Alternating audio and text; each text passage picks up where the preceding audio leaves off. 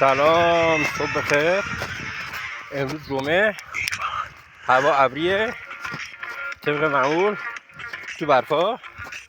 یا شما همه خالی و یه روز دیگه یه بار فرصت زندگی داری، دوباره زایده نمیشی. میخوام بهتون بگم تا زمانی که ترس دارین تو محیط امنین هیچ وقت رشد نمی‌کنین.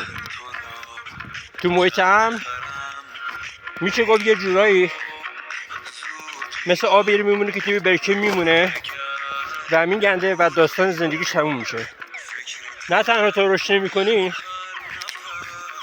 بلکه اون موجودات داخل اون برکه ناخودآگاه به خاطر که زندگی تو شریان اونقدری نداره، زندگیش خسته کننده میشه و بوی گند و تعفن میگیره. سعی کنین از محیط‌های امن زندگیتون بیاین بیرون.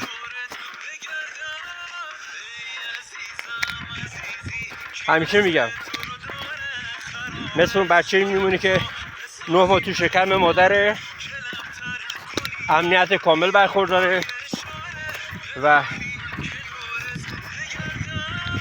بعد از 9 ماه باعث مرگ خودش میشه یا مادرش میشه. نمیتونه بیشتر از اون بمونه.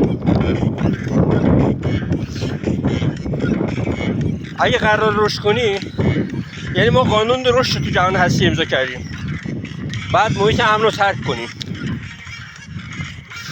اون بند نافه رو پاره کنین.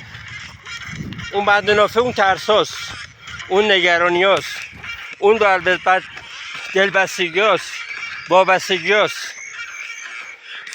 شما بسته تولد اون بند نافه رو براتون پاره کردن که رشد کنی. پس چرا اینقدر میترسین؟ از چی میترسین؟ از این بترسین که فردا فرصت زندگی نداشته باشین.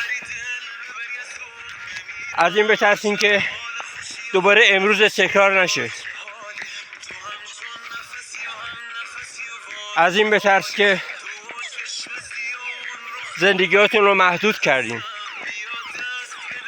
اینقدر محدود کردین که چسبیدین به خونه، ماشین، چیزای چسبیدین که هیچ وقت نمیتونین باشه یک روز زندگی هم بخرید. دوست داشتم که امروز هم باهاتون شریک کنم شما رو و یه حال خیلی خوش رو براتون آرزو میکنم. خدایا شکرت! همینه، تموم. بالاتر از خدا رهبر رهبران، بزرگ بزرگا، پولدار پولدارا، ثروت ثروتا، صبورا، عاشقا، از خدا بالاتر کی رو شما میشناسین؟ کسی رو سراغ داریم به من آدرس بده. اون بزرگه. با خدا باش کافیه.